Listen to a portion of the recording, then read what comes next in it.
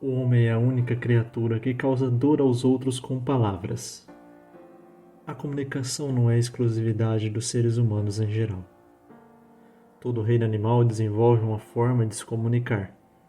Entretanto, nós fizemos da comunicação um sistema complexo de transmissão de informação, estado de espírito e de sentimentos. Criamos uma linguagem detalhada para expressar o que pensamos. A felicidade é um estado mental, não uma condição das circunstâncias externas. Uma coisa curiosa é que, por mais difícil que seja aceitar o que pensamos e sentimos, isso tudo é apenas uma interpretação dos eventos externos. Elas não expressam a verdadeira realidade, expressam os nossos sentimentos e percepções do que está acontecendo. Por isso, o estado mental é a chave para a felicidade. Controlar isso é controlar a sua vida.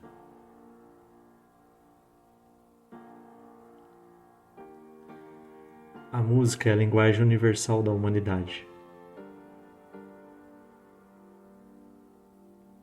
Quem aqui já se pegou ouvindo uma música sem entender uma palavra do que é dito, mas ainda assim foi capaz de sentir o que parecia fazer todo o sentido do mundo, pela simples forma e arranjos que a compõem?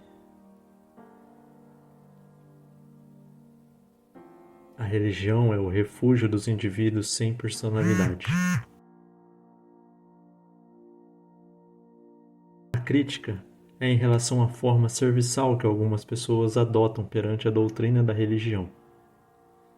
Essa atitude subserviente e fanática dessas pessoas a fazem deixar de viver a sua vida como deseja e passa a replicar aquilo que a maioria diz ser a forma certa de ser feliz. Essas pessoas fanáticas assumem a personalidade da comunidade que está inserida, perdendo a sua individualidade. Embora o tema se refere à palavra religião, a ideia aqui se aplica a todas as formas de doutrinas, seja elas você seguir uma massa de ideias, de pensamentos, ou grupos, ou mesmo movimentos passageiros, como é comum nas redes sociais de hoje em dia.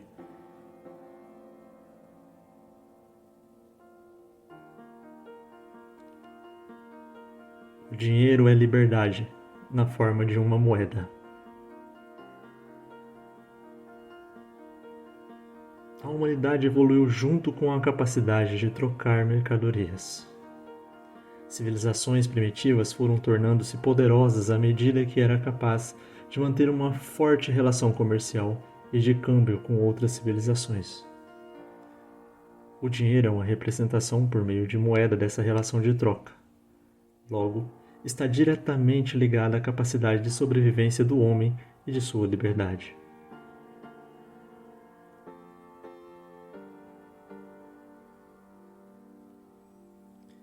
A vida oscila como um pêndulo de um extremo a outro, do sofrimento ao tédio. A vida não é linear, em que você está sempre feliz ou sempre triste. Ela oscila mais como um pêndulo, entre momentos de tristeza, frustrações, alegrias momentâneas e conquistas. Não somos produtivos o tempo todo. Entender isso faz com que tenhamos consciência de como essas emoções nos afetam.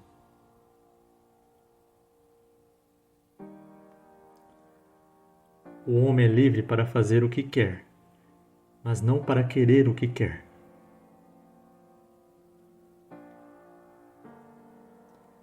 As pessoas têm liberdade para agir de acordo com a sua vontade e escolher suas ações. No entanto, nem sempre temos controle total sobre os nossos desejos ou vontades. Muitas vezes, nossos desejos são influenciados por fatores externos, como nossa cultura, educação, ambiente ou experiências passadas. Além disso, nossos impulsos e desejos muitas vezes entram em conflito com nossa razão ou consciência, levando-nos a fazer escolhas que não são necessariamente as melhores para nós mesmos ou para os outros. A verdade é como uma lanterna acesa no escuro, ilumina o caminho, mas também revela o que está escondido.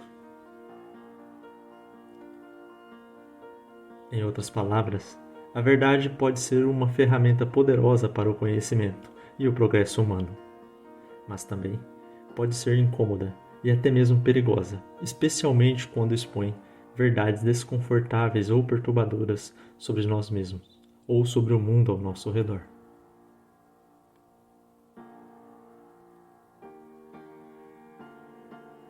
O tempo é a medida da vida, mas a vida não pode ser medida pelo tempo.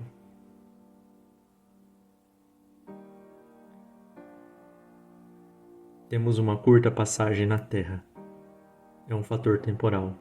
Um dia iremos morrer. Mas a vida não deve ser medida pelo medo da morte.